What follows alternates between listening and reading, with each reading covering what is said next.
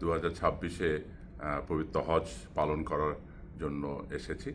আমি শাহ আমানত হজ কাফেলার সাথে থেকে এবার হজ পালন করলাম। আমি আসলে শাহ আমানত যে অ্যারেঞ্জমেন্ট করেছে আমি এটাতে আই এম ভেরি হ্যাপি।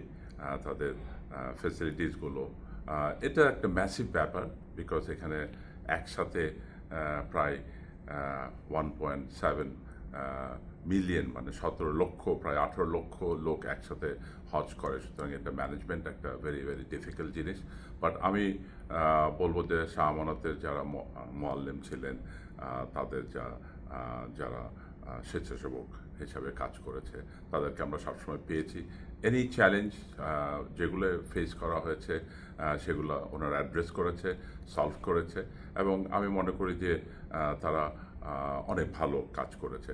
এর সাথে সাথে আমি আগে শুনেছি যে অনেক হাঁটতে হতো মুজদালিফা, সেখানে আমরা কিন্তু গাড়ি বাসটা রেখেই পাশেই আমরা থাকতে পারছি। মিনাতেও আমি বলবো যে আমরা গেছি যেখানে আরাফাতে, যেখানে যে পাশেই আমরা টেন্টগুলো পেয়েছিলাম।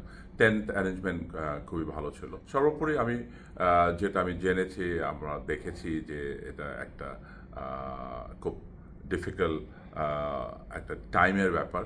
সেটা আমি মনে হয় যে খুব ভালো মতো আমরা করতে পেরেছি। আমি, আমার ওয়াইফ, আমার ছেলের ওয়াইফ, আমার ভাইয়ের বউ, আমার বোন, সবাই আমরা একসাথে থেকে এটা করেছি। আমি মনে করি যে শাহ আমানত হজ কাফেলার ওনার যে টিম, ওনাদের যে ম্যানেজমেন্ট, ওনাদের ম্যানেজমেন্টরা সবসময় সঙ্গে ছিল এবং আমাদেরকে সব ধরনের সহযোগিতা করেছে, সব ধরনের ফেসিলিটিস তারা আমাদেরকে অ্যাড্রেস করেছে। অ্যান্ড সর্বোপরি হোটেলগুলো আমাদের খুব ভালো অ্যারেঞ্জমেন্ট ছিল। একেবারেই মক্কাতেও যেটা হোটেল ছিল একেবারে সঙ্গেই ছিল, এবং মদিনাতে তো একেবারে সঙ্গে। সুতরাং আমি মনে করি যে আগামীতেও এই ধরনের অ্যারেঞ্জমেন্ট ওনারা আরও ভালো করে করবে।